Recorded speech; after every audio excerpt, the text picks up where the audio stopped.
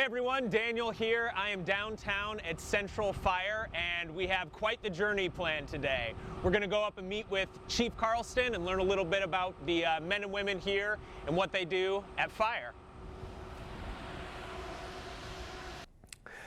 Hey, how's it going? Good to see you. Yeah, thanks for having me down here today. I appreciate welcome it. to Central Station. We're very happy to visit Davenport Fire Department. Yeah, well, I'm excited to be here, Chief. And I was just wondering, you know, for a lot of citizens, just kind of, I don't think people maybe understand the overall structure of the fire department. And I was wondering if you could fill us in. Okay. Well, the fire service is a paramilitary organization. So we follow a lot of the rank and structure that you see in the military. With that, we have chief officers and we have people of different ranks throughout, and we operate in a company level so everybody knows what's going on. Okay. So there's myself, I'm the chief of the department, and I'm at the top of the hierarchy for the Davenport Fire Department. Underneath me, we have a couple assistant chiefs. We have our fire marshal, and our fire marshal, he's responsible for all the inspections that we do, all the investigations, public educations, things dealing with the outside part of the community with the fire department usually fall underneath the fire marshals. Okay. We also have an assistant chief, which is our operations chief, and he oversees a lot of our apparatus, our personnel, our facilities, make sure that they're all in good working order, and also the policies we have within their organization. So those two each have their own role. From there, we also work on a 3-platoon system, again, to kind of mirror a little bit what the military does. Sure. So our personnel work for 24 hours, and then they're off for 48, and they just rotate all the way through. So that's how we get to 3 different shifts, and we refer to them here in Davenport as A shift, B shift, and C shift. Okay. Other communities refer to them as colors or red, blue, or green, different things around the way. But that's how Davenport's done it for many, many years. We have about 41 to 43 individuals assigned to each one of our shifts, and they go ahead and they man 7 fire stations, and we have 11 fire companies around the city. 8 of them are engine companies, and 3 of them are truck companies. And when we respond to a fire, the engines and the trucks each have different roles that they play at that fire, but they're predetermined roles so that they know exactly what's going to happen. Okay. But all of our personnel are cross-trained, so they can go ahead and hop on the engine or truck, do whatever a Davenport firefighter needs to do. Sure, because I imagine every emergency is a little different. Yes, It's the name of the game. We have a lot of regular day-to-day emergencies. Last year, 2019, we responded to over 16,000 calls, almost 17,000. But right now, for this year, 2020, we're on pace to be over 17,000 calls in response. With that being said, a majority of those are going to be EMS-related calls, just helping people out who have heart attacks, trouble breathing, strokes, trauma like a car accident, those type things. But we also help the citizens with service calls. Someone has fallen and can't get up, Sure. We'll come and we'll help them up. Probably only about 5% of our call volume is actually fire-related calls. And with those fire-related calls, those are your house fires, your car fires, things to think of the fire department as a whole. The reason that we have that number so small is because the fire service spends a lot of time and energy on prevention and education, because we realize if we can prevent fires, then we create that tragedy's not happening in our community. Right, and you know, something I've always wondered is, you know, if somebody does call the hospital because let's say they're having a heart attack or whatnot, you know, it usually looks like the fire truck's there first. I mean, just how come both vehicles arrive? Well, the Davenport Fire Department, of our 135 personnel, 65 of them are paramedics. And so they're trained to the same level as the people who work on the ambulances. Davenport does not do patient transport. We rely on medic EMS to do that. So the firefighters are spaced throughout the city in our 7 stations, and through that we're able to get in the neighborhoods a little bit quicker, start to administer care right away, and we have the same drug therapy, we have similar defibrillators that we can use on the patients. Right. We can get in there, and the quicker emergency responder can intervene in the situation, the greater the likelihood of a positive outcome. Right.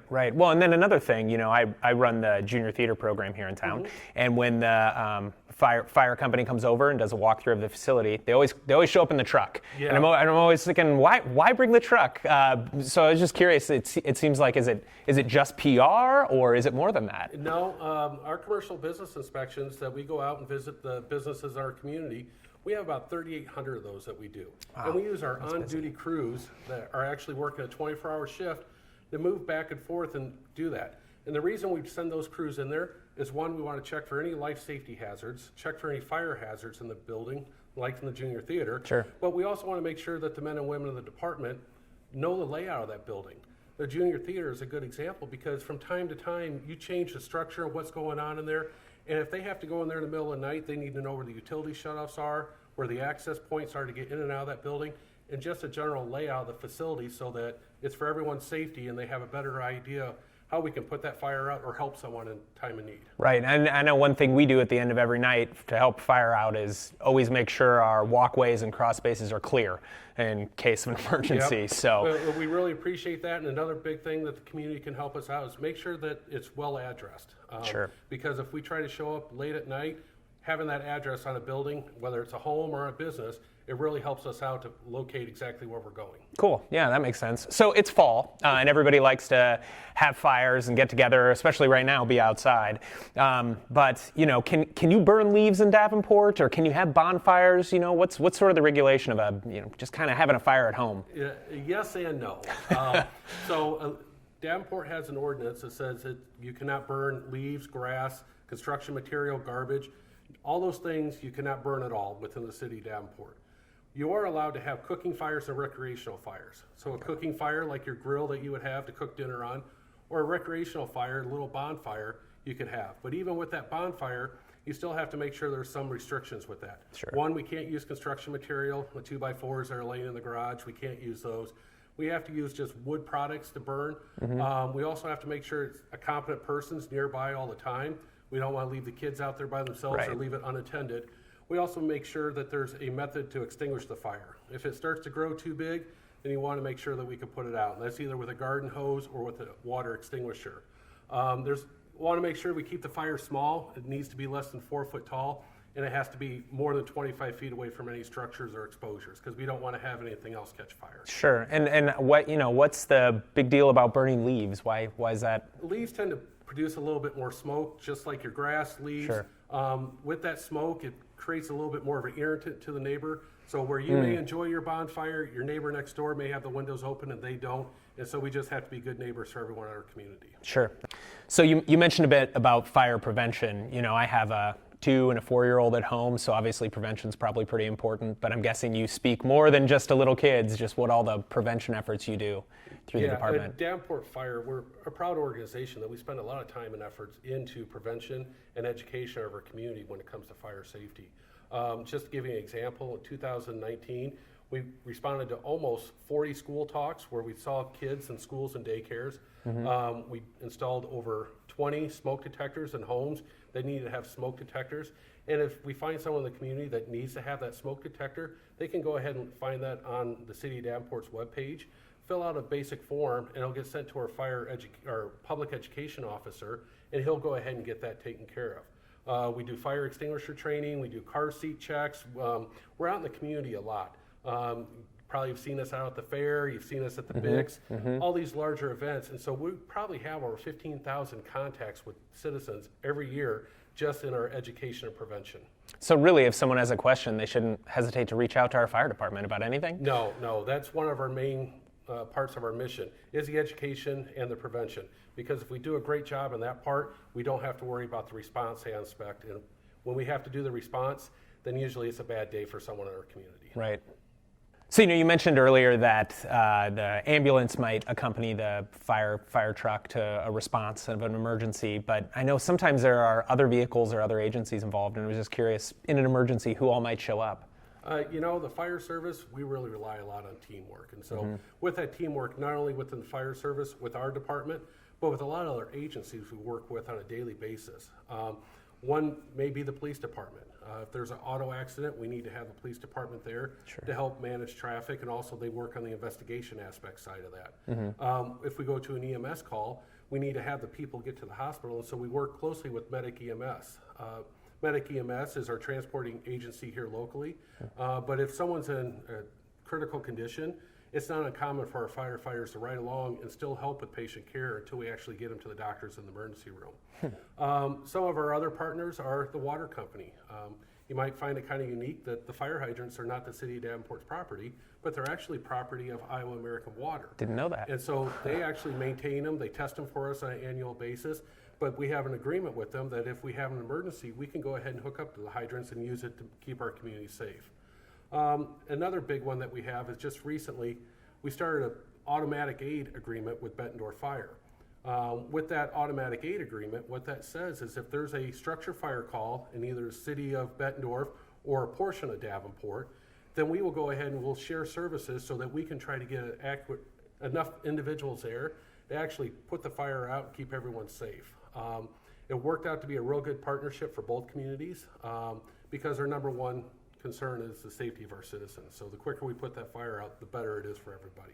Yeah, well, that's a lot of partnerships. That's awesome. It is, and those are just the ones that we have formal partnerships. Sure. And we still have the agreements with all the other fire departments within Scott County and even outside of Scott County that if something happens and they need help, they can give us a call, and if we can help them out, we're going to do what we can to make the situation better. Right. So if a new firefighter today in 2020, come 2040, I'm guessing the 2020 training is sometimes always growing and evolving. So what kind of type of training does fire do? And well, when I became a new firefighter many years ago, for that I was on training for probably about a week and a half, and then they said, hop on a fire truck, you're ready to go. Now we actually have a structured program. We put our new recruits through 240 hours of training. When they're completed with that training, they're certified in the state level of Firefighter 1, Firefighter 2, and hazmat operations, so that we know they have the foundation of knowledge. They can hop on the fire truck and go out and serve our community properly. Just to kind of give you an idea, last year we had over 18,000 hours, man-hours of training in just fire, EMS, and rescue. But those are just kind of the things we do day-to-day operations. We have some of the outside things that we do, such as our technical rescue training. Those are low-frequency events, but they're high-risk events because they don't happen very often, but you only get one shot to do it correctly. Hazardous materials is another one we sometimes have issues with. So we do a lot of training on our technical rescue and our hazardous materials because we want to make sure we get it done right. With that, you have to look at the situation from multiple different angles, figure out what you're going to do to mitigate the situation, and then execute your plan to make sure we could get in there and make it all better. Okay, yeah, and then with so much that you probably do on a day-to-day basis. I know you mentioned before, one day's never the same. Yes. So, what do you love most, or what do you just love about your job? I really enjoy the fact that no 2 days are ever alike. Something new pops up every day. But throughout my career, I've really enjoyed the hazardous material and the technical rescue aspect because those are some very thoughtful disciplines that you have to actually look at the whole situation, develop your plan, then execute your plan in a safe manner to make sure the rescuer is safe and that you've mitigated the situation. Sure. And now I know earlier you mentioned that you have some fire trucks and engines and some of the differences between different units and whatnot, but I was wondering if we could go down and see one of the trucks? Well, Daniel, we just happen to have our new 100-foot aerial here at Central Station. If you like, we could head on down and take a look at it. That sounds great. Yeah, I'd love to. So Chief Carlson offered to take me up in the 100-foot bucket and see what that's like, and I'm really excited to take a look around. So here we go.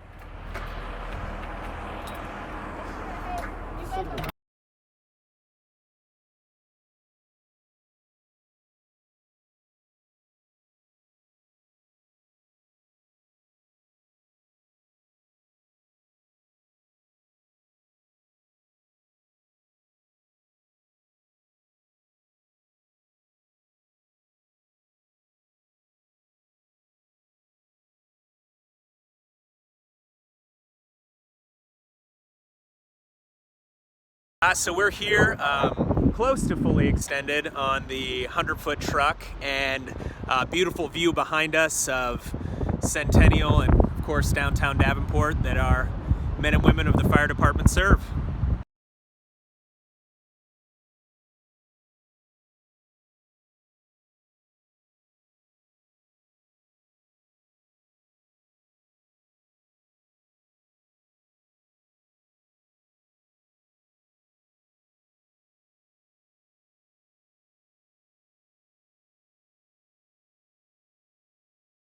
All right, well, thanks so much for you and the crew for having me down. I really appreciate you stopping by. Yeah. This is your fire station too, and we really enjoy the community stopping by and visiting.